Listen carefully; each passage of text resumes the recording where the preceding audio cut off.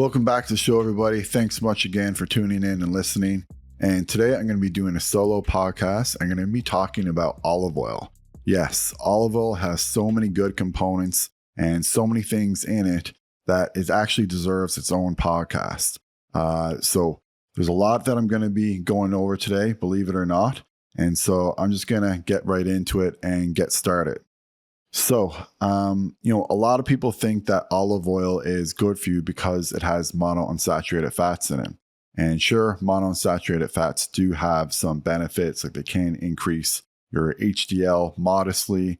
And certainly if you replace saturated fats with monounsaturated fats, you are going to improve or lower your overall LDL, which again is great for reducing your risk of cardiovascular disease and stroke. But that's not really what makes olive oil unique. There's 5 different components or polyphenols that are in olive oil, and that's what really makes it so unique. And that's why it's so good for our heart and for our brain, for our cognition, and for our skin and various different things that I'm going to be going over today. And so what I'm going to do is I'm going to start by going over those 5 different polyphenol components. So number one, and the most effective overall, then the one that probably has the most research, is going to be called hydroxytyrosol. So hydroxytyrosol is a phenol in olive oil. And what makes it so unique is that it does cross the blood-brain barrier. And so by crossing the blood-brain barrier, it has drastic effects on reducing our potential risk of Alzheimer's disease and even increasing cognition.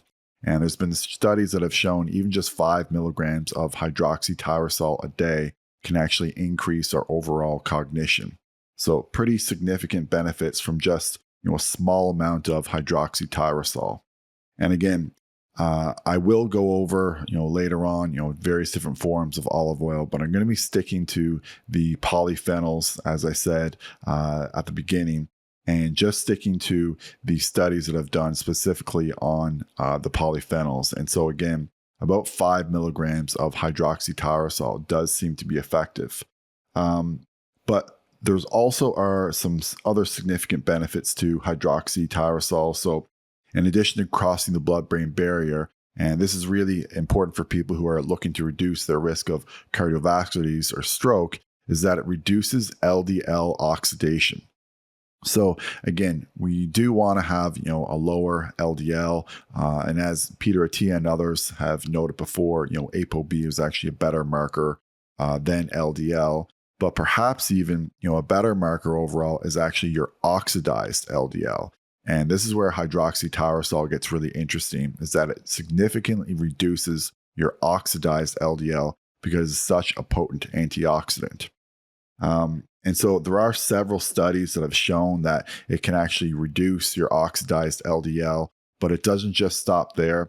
It has beneficial effects on your entire lipid profile. So basically your triglycerides, your HDL, obviously your LDL, as I've mentioned, and a little bit on your blood pressure too. But that's more one of the other components I'm going to be discussing in a moment.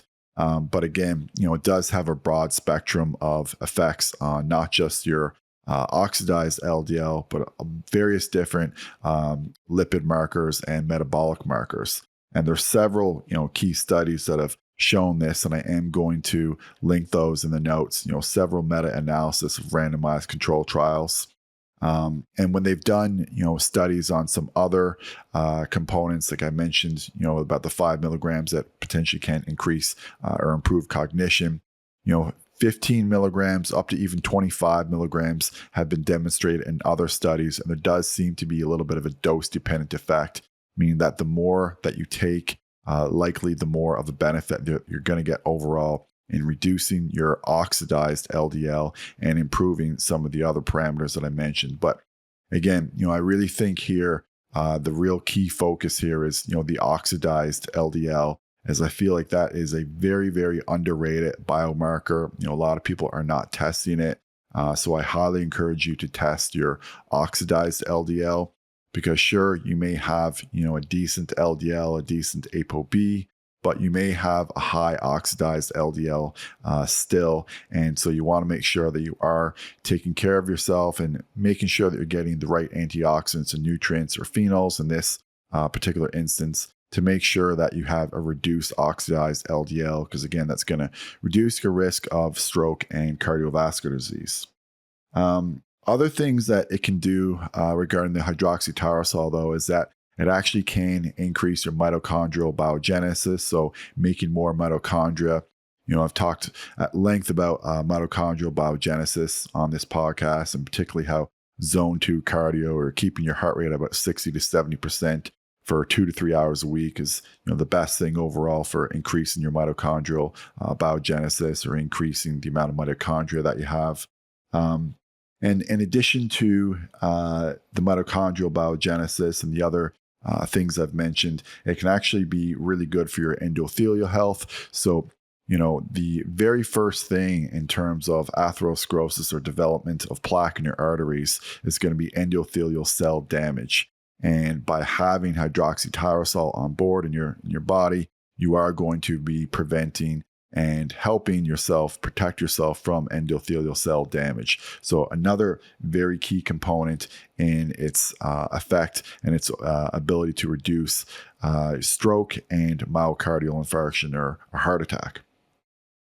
In addition to its effects on the brain and its effects on cardiovascular health, it also can be great overall for our skin and for skin appearance. So it's great for skin hydration and for skin elasticity. At this dose, or for this particular function, you do want to use about 20 to 25 milligrams a day. Those were the doses that were used in the study. So you do want to up it a little bit if you're going for that effect. And so that's mostly what I want to talk about with regards to hydroxytyrosol. And again, maybe there are some different opinions on this, but in my opinion, this is the component that probably has the most research, and it has various different effects on the body, as I mentioned, from your skin to your brain to your cardiovascular disease, to your cardiovascular component. And so because of that, I think it's the most important one overall. In terms of consuming olive oil, again, I'm really referring to the extracts here, so I'm not referring to olive oil itself. And so if you are going to be taking hydroxytyrosol, look to get 5 or up to 25 milligrams per day. One kind of unique thing about this, or something that you may find a little bit strange, is that the half-life of it is only about 1 to 2 hours, but it doesn't really matter because its effects will last for about 12 to up to 24 hours. So it has downstream effects. So even though most of the component of it is gone after, an hour or two because of the short half-life, it still is going to be effective overall for 12 to 24 hours. That being said, you may want to split your dose. You may want to take 12.5 milligrams in the morning, 12.5 milligrams at night. But, in most of the studies that I saw, they were just using it once a day, and they did get great effects with it overall. So number 2, and it's really debated which one would be 2 or 3 here. I'm going to put Oleocanthal at number 2. This is Max Lugavere's, I think, thing that he talks about the most when he's on Joe Rogan and various different podcasts, and for talking about olive oil. And he always says how it's comparable to ibuprofen. And in fact, it is a COX-1 and COX-2 inhibitor. And so the Oleocanthal, that's what gives it that real kind of bitter component. Like if you ever have just pure olive oil and you swallow it down for whatever reason. I know Nick Norowitz was doing olive oil shots there for a while. I don't really know why. Obviously just putting it on your salad or putting it in a shake seems, a little bit more, palatable to me anyway. But if you do want to get that throat burn, and if you want to test, your olive oil to see if it has the Oleocanthal in it, then that would be the way to do it, is just to actually drink some of it. But as I mentioned, it does inhibit or reduce inflammation, similarly to ibuprofen. You would have to take, quite a bit of olive oil to get that particular effect, or to say match like 200 milligrams of ibuprofen. You probably have to take about 3 to 4 tablespoons and for a lot of people, that's just not something that, they want to do just because of the high fat content. And this one, unfortunately, is a little bit trickier to source in terms of finding something that is high in oleocanthal, because, as I said, it's just trickier to source overall, and it's trickier to put into a capsule than some of the other components. So if you do want to, get quite a bit of oleocanthal, you can find some supplements. I think the new chapter makes one where there is a fairly potent amount of oleocanthal in it, but this is one of the only ones really that I'm going to be talking about that is difficult to get in an extract. So you do want to use a little bit of extra virgin olive oil to get this particular phenol in your diet.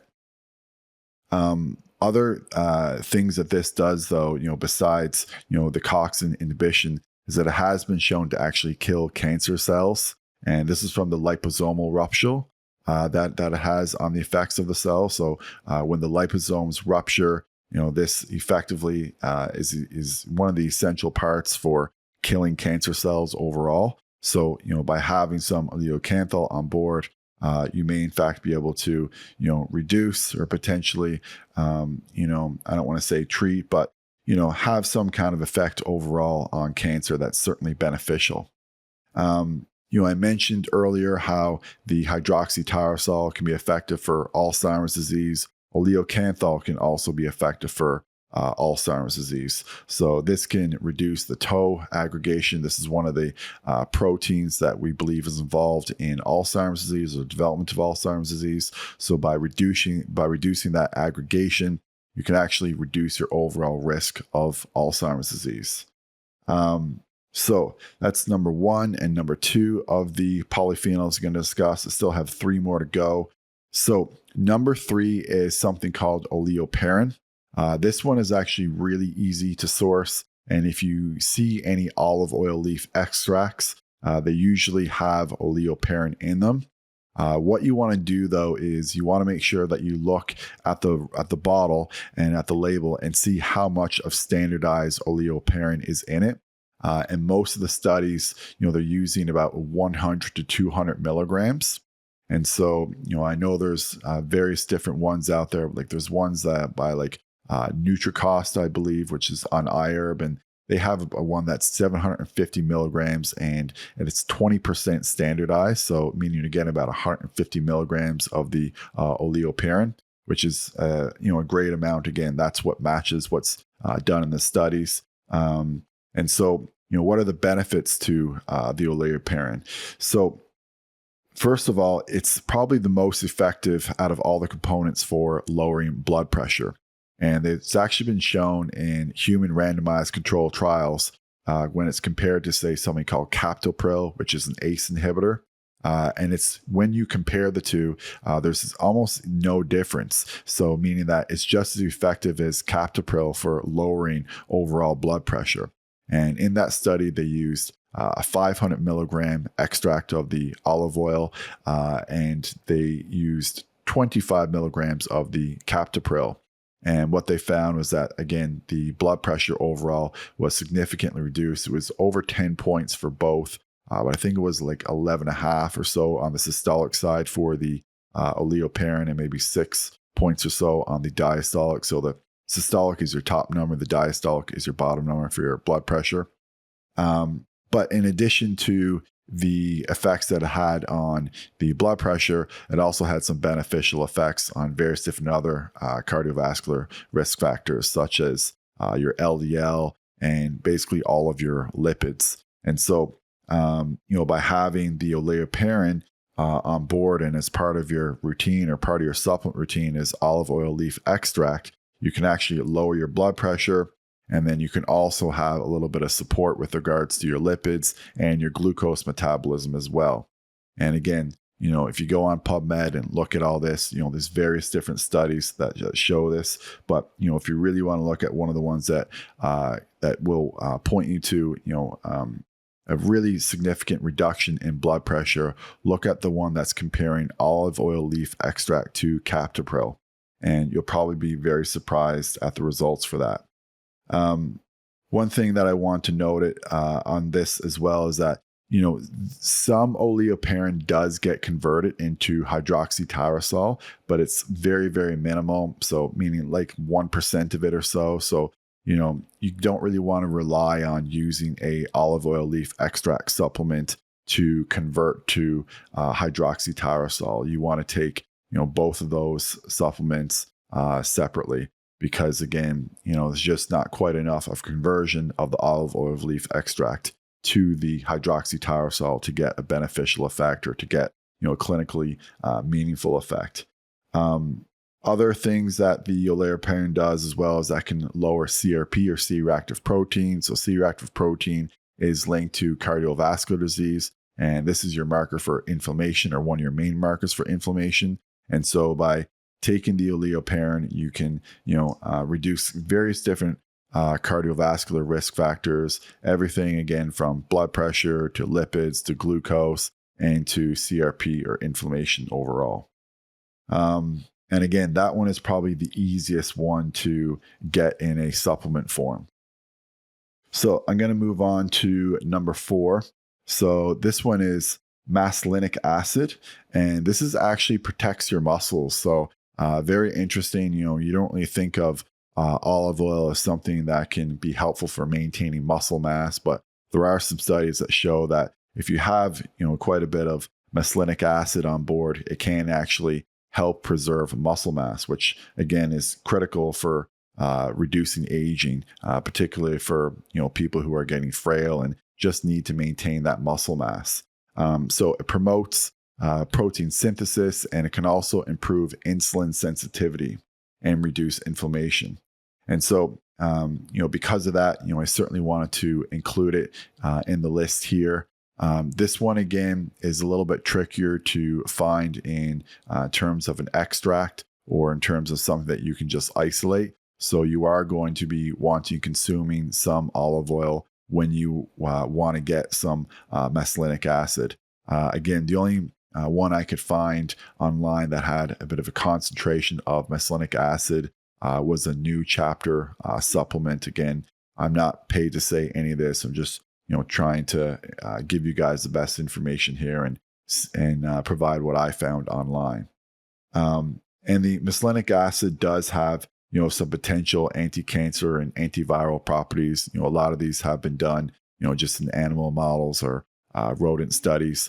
But again, there is a lot of potential there. And when you add up all of the polyphenols together, there does seem to be an overlapping synergistic effect in reducing various different diseases, particularly cardiovascular disease and Alzheimer's disease, and skin health in some ways as well. I should have actually noted with Oleocanthal that can actually reduce or inhibit some of the inflammation that comes from UV sun damage. So, a good way to protect your skin overall. And again, that overlaps or synergizes with the first phenol I talked about, which is hydroxytyrosol, which can just improve overall skin hydration and skin elasticity. So we've talked about 4 different polyphenols right now, and how to get them in your diet, whether it's through extracts or whether it's through extra virgin olive oil. And so number 5 is going to be Tyrosol. So Tyrosol is probably, and there's a reason why I put it as number 5, is, it's not as important as some of the other ones. It's just not quite as potent overall. But one nice thing is that it does have a longer half-life. So obviously Tyrosol is, very similarly structural to hydroxytyrosol, and it does have quite a few overlapping effects with it. And again, one of the nice things about it is that it does last in your body, a little bit longer because of the long half-life. But it does have some unique properties to it as well. So it can activate your SIRT1. So David Sinclair, if you follow him, he's kind of one of the leading, I guess, anti-aging doctors on the planet. He's always talking about your sirtuins and how activating your sirtuins is really important for longevity and for anti-aging. And so that's one of the things that Tyrosol does, which is, very unique. And then one of the other things that it does as well is it activates PGC1 alpha. So again, this is for mitochondrial biogenesis. And, again, we know that the mitochondria, making your ATP, the powerhouse of the cell is so critically important for so many different functions in the body, but certainly overall for giving you a little bit of energy. And so, because of that, it does complement everything else very well. And it is a mild antioxidant. So it is going to synergize with all the other phenols that I've discussed. So those are the big 5 phenols that I did want to discuss today. But there are a few other things that I wanted to mention in addition to the 5 different phenols, and kind of to how to pick out, some of your olive oil as well. So what you want to look for is extra virgin olive oil. And you want to look for something that's only cold pressed and an early harvest. And you want to make sure it has a high phenolic content. So over 500 milligrams per kilogram. And then, as I mentioned earlier, if it doesn't have that kind of bittery taste that goes down in your throat, then it's not going to have a high oleocanthal content. And so make sure that, when you do test it, that it does have that little bitter taste if you're looking for the properties of the oleocanthal. And of course, make sure it's stored in a dark glass and, if possible, nitrogen flush. So all of these things, are critically important for picking out a really good olive oil. And of course, I can give you, a few different options here as well. So there's one called Oleocanthal high phenolic extra virgin olive oil. That has about over 1,000 milligrams per kilogram of polyphenols. That's one of the highest on the market and one of the highest I've seen.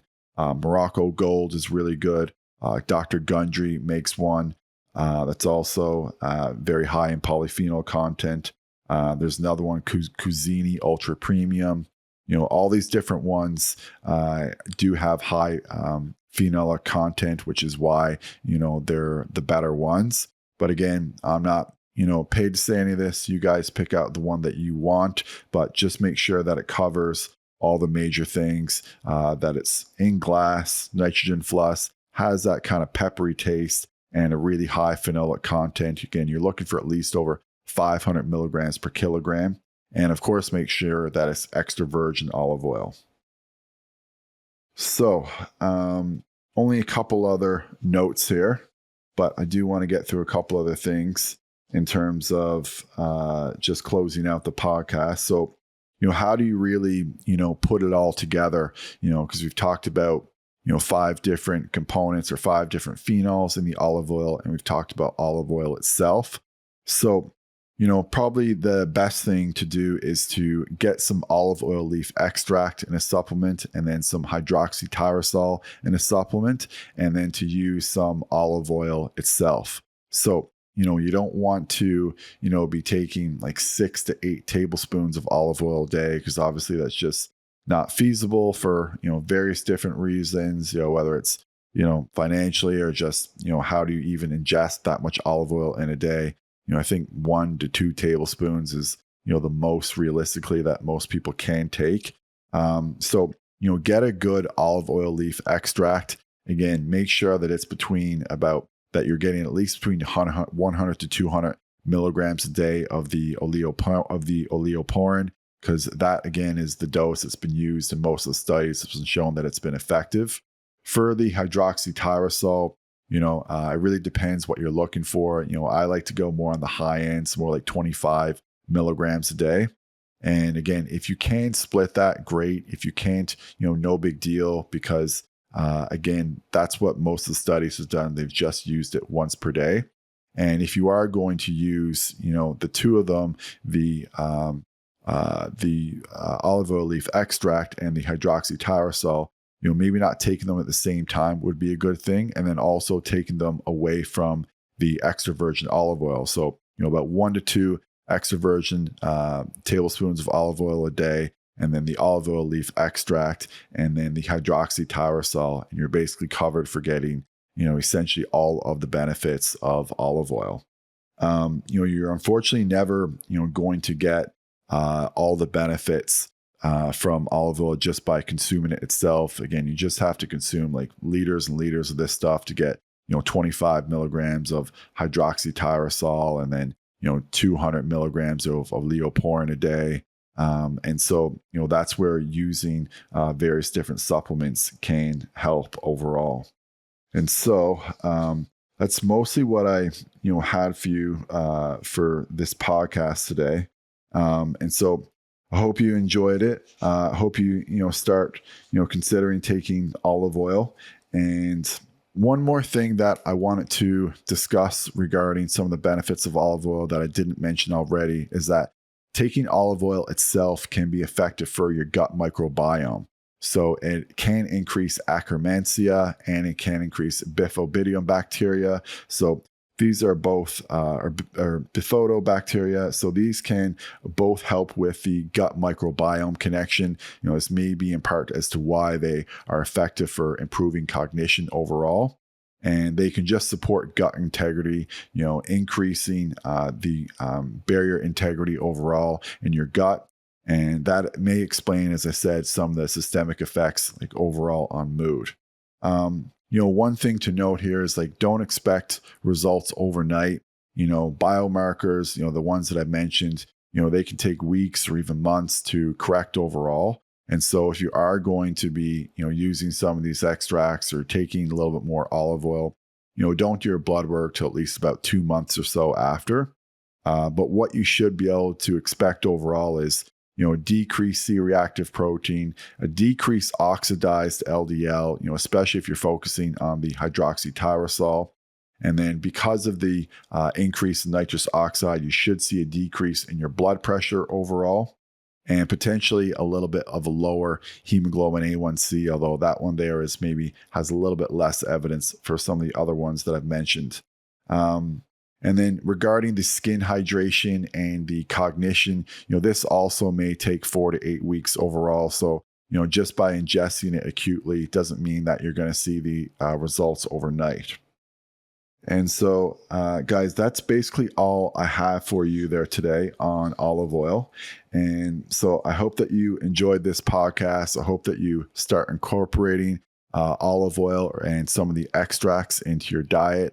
I think you will be, very surprised at some of the benefits. And, like I said, it may take 2 months or so for you to see the benefits for your skin or for some of the biomarkers that we discuss. But I think the long-term benefits of this are just fantastic. And it's really an underrated and underappreciated thing that we can do. A lot of people have heard about olive oil being helpful, and certainly they may choose to use it certain times on salads. Maybe that's daily or maybe just a couple times a week. But if you really add the extracts like the hydroxytyrosol and the olive oil leaf extract, you are going to see much better benefits overall. And like I said, they will appear in 1 to 2 months, but the long-term benefits, I think, are just going to be incredible overall once we get into some long-term studies.